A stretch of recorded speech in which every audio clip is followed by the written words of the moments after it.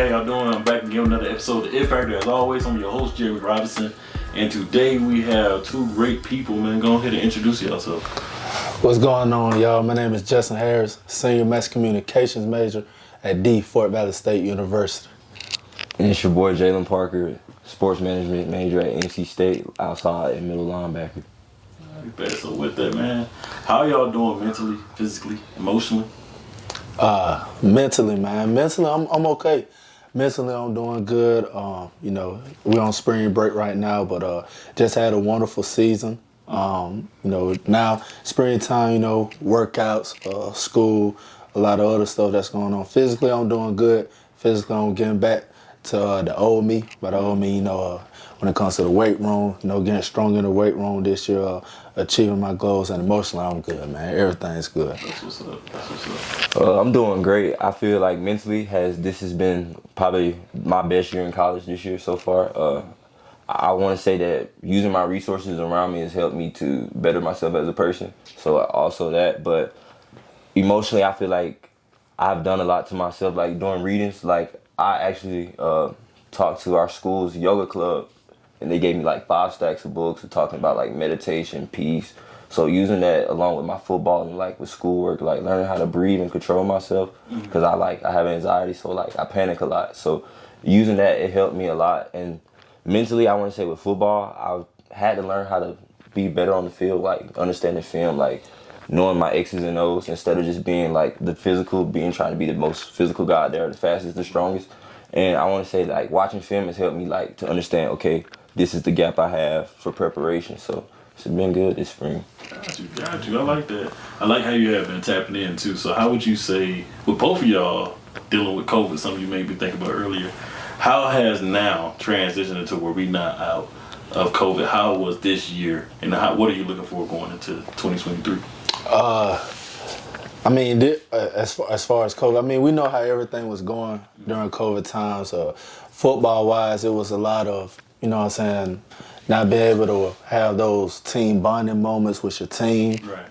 It was a lot of things that we couldn't do. But now that we done moved past that, I feel as I'm talking as far as you know, me as a football player, first.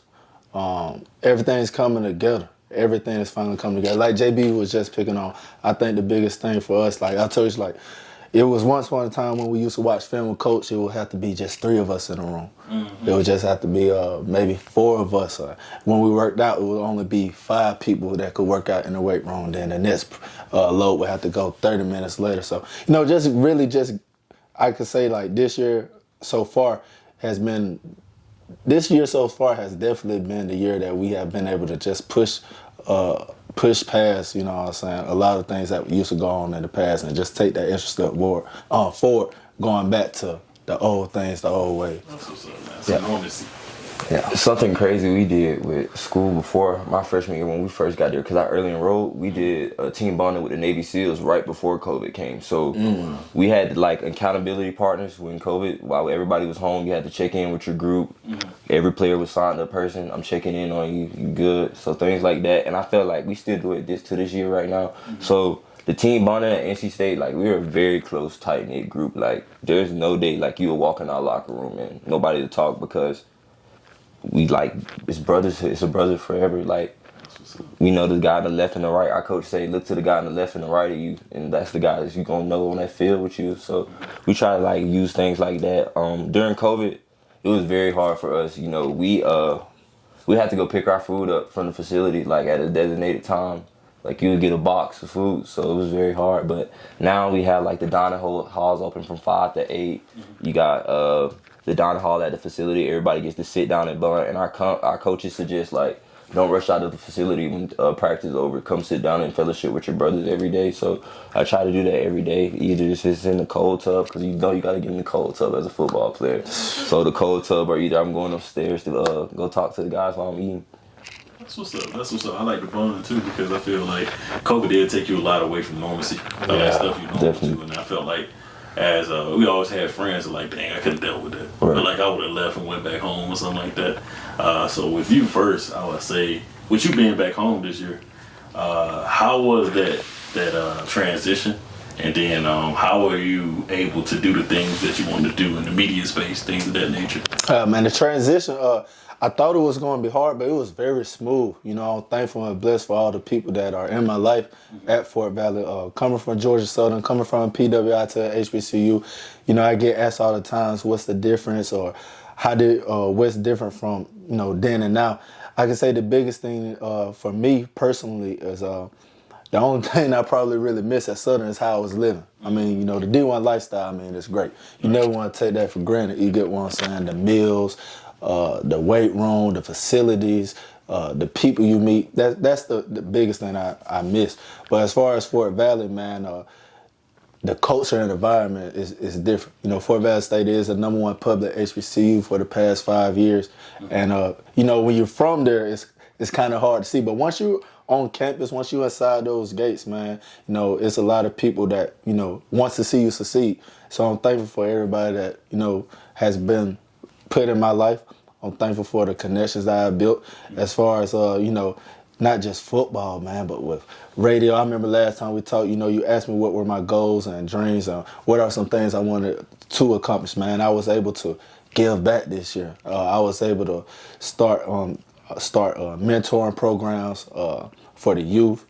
Every Sunday, flag football, you know, stay out the streets. Let's come out, let's play football or radio. I was able to be the radio host at Fort Valley State University, 96.9 Power Jams, go Wildcats. And, you know, and I'm just blessed and happy to be able to do what I love now. That's what's up. Yes, sir. And with you, man, Jayland, I would say, so the NC State, with you coming from West Side of Macon, how was that transition for you going to North Carolina? It was hard. It was very hard. I mean, to be honest, like, I was kind of like the guy at school, you know, like a big fish in a little pond, really. So when you go to a school like NC State or Power 5, in my linebacker room especially, we had, last 3 years, we had the #1 linebacker core in the country. So it's everybody's a dog in that room. So every day you have to come with your work pail ready to work, or your spot's gone like that easy. So, like, it's been hard, but the things I will say have been good about going to an NC State, like a Power 5 school, is like the resources. Like, I have coaches that have played in the NFL. Like, my strength and condition coach, who's an assistant, he played in the NFL, but after practice or after the lift, we're doing pass rush after workout. So it's like you have everybody in the building that's able to be resourceful and helpful to you in some type of way, and I feel like that's amazing. Cool, man. That's what's up. And how was it with that transition for school, like schoolwork? How was that? Whew, it was hard, man. Both of y'all. I mean, from Georgia Southern with you going to Fort Valley State and with you going to NC State, I had to ask the question because this is stuff that young people look at. Right. You know, so. I definitely say I should have took school seriously, like, especially like I'm in statistics right now, and I'm like, man, I wish I would have used those statistics notes. I can go back in my notebook from 11th, 12th grade to use, and it's like, when you go to college, like, you really have to study. Like, you have to put your time into studying just like you do in the football. And, like, my coach says, like, if you're living right in the classroom, you're going to live right in, you're going to have to make the plays on the field. And it ties hand to hand. I feel like I try to manage it and keep it as good as possible for me, because when I don't, like, it's hard. Like, if I'm not doing good on the field, I'm not doing it good in the classroom. If I'm not doing good in the classroom, I'm not doing good on the field. So you got to just manage it and keep both balanced, really. So. Yeah. I could say my transition from Georgia Southern to Fort Valley State, it wasn't, as far as schoolwork, it wasn't a big difference because, like, you know, we both did dual enrollment in high school, and I actually did dual enrollment at Fort Valley State. So going back to see some of my old professors, having class with them, it wasn't really a big change. Classes are actually harder at Georgia Southern, but the resources you have, like the academic support, the tutoring, you know, we had that at Georgia Southern. We don't technically have that at Fort Valley State, so the professors are willing to work with you, and I'm thankful for that. That's what's up. That's what's up. So with that, what are your it factor, man? Why y'all do what y'all do? What is your it factor? Well, to be honest, my mama taught me how to play football. So I was 6 years old. I played at Old National for the Knights. And my mama was like, after my first game, she was like, your uniform too clean. And after that day, she had took me outside one day after school, told me to go put my pads on, and took me on the concrete and was like, tackle me. And ever since that day, she told me that after that day, if you can tackle me, you can tackle anybody. And I just tried to use that mindset and keep that mindset. And now I just like hitting people all day. So it's like, yeah. I would definitely say my it factor is never giving up. That was one of my grandfather. He was a legendary high school coach in the state of Georgia, Hall of Fame, coach for 37 years. Now he worked for the JHSA. But a lot when sometimes when his players come over, his motto, he had 2 mottos that he lived by. You can't do wrong and get by, and never give up. And never give up. That's something that I established since I've been home. Whatever I start, I'm going to finish.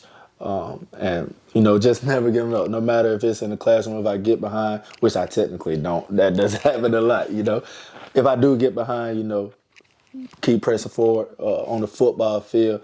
Go hard at extra rep, because you never know when your last rep is going to be. Ooh, boy. You never know. I done been on the field with plenty of people who are dogs, who are injuries, life situations, people giving up.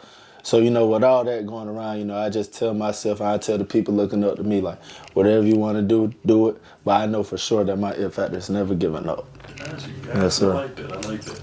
So for both of y'all as well, like, what would y'all say are some of y'all ultimate life goals beyond football, beyond sports? Right. I could definitely go first. So my ultimate life goal is to become a coach. One day I do plan on being the head coach at Peach County High School later on in life. But after I graduate, I do want to see, I graduate in December. So when I graduate in December, we're going to see what is going on, where life is going to take us. But as far as right now, I know that my ultimate goal is to become a D1 head coach. For the next 20 to 30 years of my life, I'm dedicating my life to the game of football. I'm thankful for it. So I know I could pour into someone else's life, and I definitely want to become a head coach.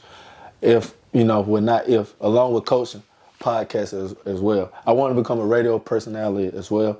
But this past year, since I've been back in Fort Valley, I'm going to say, I'm not going to say I didn't have a why, but I didn't know what I wanted to do still. I'm trying this, I'm trying this, I'm trying this, I'm trying this. But, when I sat back and prayed to God, and, I always ask God, show me a sign.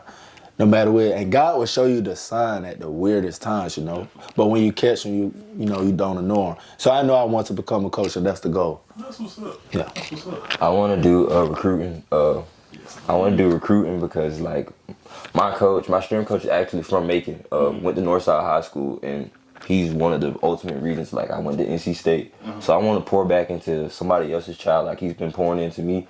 And I feel like recruiting is a great way because you're starting with a kid early in, like, 9th grade. You build those relationships over time, right. And you get that kid there. You never know how you can change somebody's life. So I feel like I just want to change lives and give back to, like, people are giving back to me, like my coaches. So that's what's up to hear from both of y'all, that y'all want to give back. Oh, yeah. Being a young person, being an older person, but a couple years older than y'all, that make me know that the future's bright.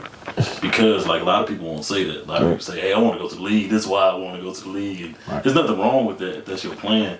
But a lot of people get there and forget why once they got there, But to hear that you want to be a coach, I'm definitely behind that. Like I was telling him earlier, we got resources now. So, like, you need help with that, man, let me know. Gotcha. One of my best friends is a coach now in Savannah. Wow. So, and we played ball together. So, like, now seeing him do it and now seeing Peach County with a black coach of all things, we know it's possible. Right, it's possible. We know it's possible. Anything is so, possible. Like, even with you being a recruiter, I just got off a call with a recruiter the other day, man. It came from HBCUs to now to Iowa. Wow. And no matter what family or friends tell you, when it comes to, like, money or anything like that, don't let that stop you from being that recruiter. Right. Because a lot of times when you're first starting, you're not going to see. That's going to be the first thing, finances. I'm just going to be honest with you. Right. You're not going to see that turnover. But now he started from 19,000 to now 160. And I can share that because he shared that on the episode. Wow. So that happened, and he like, I did it. I still do it for the kids, though. Right. It ain't for the money, at the end of the day. So, like, with that, I'll also say to both of y'all, man, what are y'all looking most to being a student athlete this year and also being an athlete? What are y'all looking most into? As far as student athlete, this year, when do you graduate, JP? I'm going into my senior year. So, I started my senior year this year. Mm-hmm. So I graduated in December. So the biggest thing for me is, not slacking off. When you get closer to the finish line, that's when you feel the slack off, or, I don't want to, you know what I'm saying? So that's the biggest thing for me. Is just finish strong, keep chopping wood, finish strong. As far as being an athlete or a football player, I definitely have goals I want to accomplish this year. First is all SIAC all conference as a DB and a kick returner. That's definitely my goals for this year, and bring a championship back to Fort Valley. We had a good year last year, man, an excellent year. But you know the standard is a standard, and you can never get complacent, never get satisfied, and. I'm not gonna feel that way till we bring a ring back. Yeah. My goal is just to finish strong, like he said. Going into my senior year in school, I'm just excited. Got to finish this math for statistics is holding me. So I get that done. I'll be ready to get school about over with. Football wise, just continue to be a dog. Be ready for my name when it's called. You know, because you never know you're gonna get your shot. So my goal is to bring an ACC back and play in some games this year and try to get 50+ tackles this year. So I'm trying to just get my stats and be on the field. Yeah. Future break for both of y'all. I'm ready to watch it, man. I swear, even seeing what y'all do, and you saying you're moving in middle linebacker, I'm going to give you some shouts to some people to look at, man, so you can be very prepared. Because there's even some people that I watch, I'm like, dang, just seeing where they game at when we was in high school to some of them in the league now and doing like a Roquan Smith, seeing what he does now versus what he did when we was in high school. Wow. He was a regular dude in high school, I'm just gonna be honest. But now just seeing where he is to get that big old deal now, I'm just he's like one of the highest paid, probably the highest paid. He is the highest paid linebacker, straight from Macon County. Right. So, Straight from Macon County. That's amazing. So, and even with you being a kick returner, bro, even just seeing some stuff that you did this year, I got to give you flowers. I was like, this man, like, this is Devin Hester out here. Like, wait a minute. Why you doing Clark like that? Dang. You know, but like, I feel like that's the territory that you in. But also, before we do close, something I'm going to ask, man, because y'all both young black men, in the skin that we live in, and y'all being young and in school before we do close, how do you feel being a black man? And the positives and just life in general. Wow, I'm proud to be black. I'm proud to be black. I could never say being back in Fort Valley has I've embraced the struggle. Embraced the struggle of being a young, successful black man trying to make it out. With that being said, you know,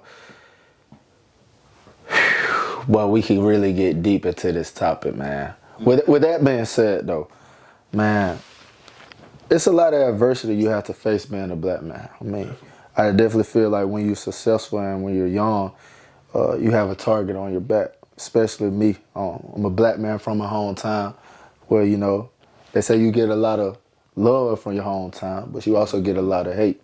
And when you look at the hate, it's kind of sad when you realize that, you know, it be your own kind that can hate on you. All people are not bad. All black people are not bad. All white people are not bad. But, you know, we still have to face, you know what I'm saying, some difficulties being a young black man in our lives. The police, I mean, we see it all the time on the TV, man. But with that, like I said, with that being said, I know it's a lot of people. Like I said, all white people are not bad. Shout out to Chef Deese. I had a situation in Fort Valley last year. An incident, wrong place, wrong timing, racially profiled, and it was sad. You know, you never, as a black mom, you know, coming from a single parent household, it's a sad feeling when, you know, your mom see you in handcuffs. You get what I'm saying? Your mom see you in the back of a police car, and it was so scary that day just because at 9 a.m. I was the keynote speaker at Byron Elementary School for their 5th grade graduation. 2 hours later, I'm in the back of a police car. And I understand everything that took place. I understand where I went wrong. I understand where, you know, other people involved went wrong too. But ever since that incident, it just goes to shows when your name hold weight, you got to learn how to move. You got to learn how to move right, especially being back in your hometown. It's easy to find trouble. You know, I know I kind of went everywhere with that, but at the end of the day, I'm proud to be a black man. I'm proud to be from Fort Valley, Georgia, and I'm proud to say that I will be making it out Fort Valley, Georgia. Definitely. And then, I mean, that's even, man, you ain't going around, man. That's what this show for. Right. Because look at where you are now. That's a part of life, man. We go through a lot of things, but there's a lot of stories that people won't hear. They never gonna hear that one. Right. I mean, they gonna hear it now on the show, but we gonna talk more about the positives than that because that's the things that just happen. But you at home, doing amazing things, and that happens to happen. One of the reasons why I left home, because it's a very different place, Right. you know. But even with you, man, like, how was that for you? You know, I'm proud black man. I want to say going to a school like Westside, it's predominantly black school, especially just growing up in Macon, especially in a single parent home. You see a lot of crime go on in Macon, so it's like growing up, like a lot of my classmates are either like dead or in jail now. So it's like it's hard to go on Facebook and you see somebody's dead that, oh, we used to hang out at lunch together, or he was in my class, we played ball together, and it's like you're at NC, I'm in North Carolina, I'm like, I gotta stay up here and I gotta keep going, because it's like, it shows me like I'm doing the right thing by being up here in Raleigh, so why not mess it up and put my name in jeopardy while I'm making myself proud, you feel me, but also making people back home proud. So it's like, I just want to continue to make myself a proud black man by staying up in Raleigh, finishing school and playing ball, so. That's what's up, man. I say both of y'all do that, man. Don't ever, if y'all ever need something, reach out to me. I'll tell everybody that, because I was in y'all's situation. Right. I know what it's like to be at home. We even had a conversation. This is one of my close friends. My wife, I had to explain to her, with her being from Maryland, like the way the South really could be. Yeah. Right. You know, and at the end of the day, that's why I created the show and able to just bring y'all along and uplift y'all, because I want people to see y'all in the positive light that it's supposed to be. Right. That's how it's supposed to be. Right. You know, so like with that, I say, would y'all happen to have any questions for me before we end? I have two questions for you. Number one, my first question would be, what are your goals for this year, for 2023? Ooh, man, thank you, bro. So my goals are to keep selling my book. It just came out, my second book. I'm a 2-time author now, The Art of Networking. Come on, let's clap it up for it. Let's clap it up for it. Keep being a husband, man. Keep pouring into my wife as she pour into me. Just came up on some new ideas for like looking for new jobs and things to those situations. Just trying to find something that's really for Jeremy Robinson. Mm-hmm. So trying to do that, and also just pouring into the it factor, like getting people like yourselves on. Like this is up for me. This is a goal unmet. Because every time Justin will tell you, I've been talking to Justin since he was like yay high, right, to now, and it was football related. Like he seen me play and stuff like that, but like, to now see him play, I play through you guys. Right. So like seeing what y'all do when it comes to school, or with y'all girlfriends, seeing y'all grow with that, man, I just say keep doing it, keep growing, keep believing in yourself, and that helps me. Right. You know, but like that's the biggest thing, man. Gotcha. Last question I got. You ready for this? Your top 5 football players from Peach County High School. You either seen, you played with. Your top 5. Top 5. So my first would be my cousin, bro, from seeing him, like seeing DeMarcus Robinson do what he done, like being a kicker, being on defense. I seen him kick the ball. I seen him receive the ball. I seen him intercept the ball in one game. Like seeing that multiple times was an amazing thing. Seeing yourself, amazing athlete in yourself. My friend McTavius was an amazing athlete, man. So like another one that I can think of, Tyler Gibson. T-Dash. Definitely. That doggone T-Dash. Yes, sir. Actually, believe it or not, man, just seeing a person like trying to think of the young man name now. He was a defensive player when I was playing, and just seeing what he is now outside of football. I'm gonna get his name to you before the episode come out. Gotcha. Just seeing him, that would be my fifth. Gotcha. My question is for you, 5 years from now, where do you see the it factor with your platform right now? Definitely. Okay, man. So I see my stuff like Oprah, bro. I see me on a TV screen still doing it like I do it now. But just more people, just being able to pour into more people. Right. I see the it factor just keep growing as it has been since 2019. So like, just keep growing it, try to get it on the TV network, and to get it to where you guys can come in and pour in and say that recruiter you want to meet up with him. Y'all can call each other or get in touch with each other. Same with you, man, with media people, anything you need or any coaches you needed to talk to. Definitely just looking for that as being a resource. Gotcha. So that's why I look for the next 3 to 5. Well, Jerry, we just want to say thank you from the bottom of our heart for being a role model, being someone from Fort Valley who I looked up to, have been looking up to my whole life, just to see where you started at and where you at now. Like I keep looking around every time I come here, it's motivation just for me to make this wall one day. You feel me? So I just want to say thank you for everything, man. It's easy, man. Yes, sir. Thank you, brother. Yes, sir. Thank you. Yes, indeed. And that's it. So thank y'all, man. And Ryan, bro. Ryan Bowman. Frat brother, man. Ryan Bowman. Seeing Ryan, bro. Ryan Bowman. Like, Ryan was amazing, bro. And seeing them letters in his locker, bro. Yeah. That was the first man outside of Bud, myself and people that was on my road, even Daniel, like seeing all us play and like get letters. That was the first dude I seen like get 50 plus letters, bro. And like what are you doing? Like, Wow. yeah, he was I amazing. think if you would have asked me my top 5 football players that I've seen that I can remember, DeMarcus Robinson #1. I'm going Travis Richmond #2. Okay, bet. Yeah. I'm going Travis Richmond #2. #3. #3, I gotta put Keyshawn Lowe. Okay, bet. #4, Zaire Davis. And #5, Kyrus Jackson. They're my top 5. Yeah, I guarded Kyrus my 10th grade year. Kyrus, man. Oh my God. Kyrus, the thing I used to see this man do at practice. It just How was y'all playing each other back and forth? tell about senior year. Yeah, we I'm lost. trying to zoom in on that 70 He put 70 on us. We scored 21, but I did my job against Justin Harris. My assignment that night was Man, to shut down Justin Harris. I'll never forget. Stop the run and shut down Justin Harris. I'll never forget this. So I think I scored the 2 touchdowns already. We up and everything. I'll never forget. This was the craziest sequence I ever seen in my life. So JP lines up in front of me. I'm like, what in the world? This boy supposed to be in that box. What he doing on this outside? You feel me? So I try to give him a little sauce it up, and he got me. I said, okay. Next play, we going at it. He said, I'm here for you, I'm here. And then Noah Whittington, who's at Oregon now. Craziest sequence I ever seen. JP's in the middle. JP met Noah in that hole. I never seen a hit so loud, still to this day. It was loud. It was so loud, Jeremy.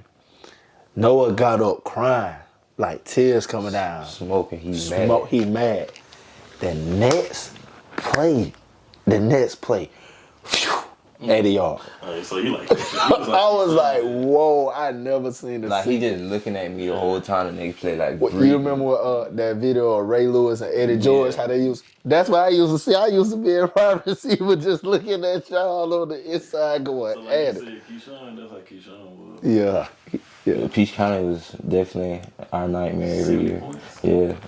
It I was, don't know how many we put up against y'all. I want to say, our junior year, we had the region championship. That was probably the closest we ever came to beating Peach County. Yeah. We lost by 2 touchdowns.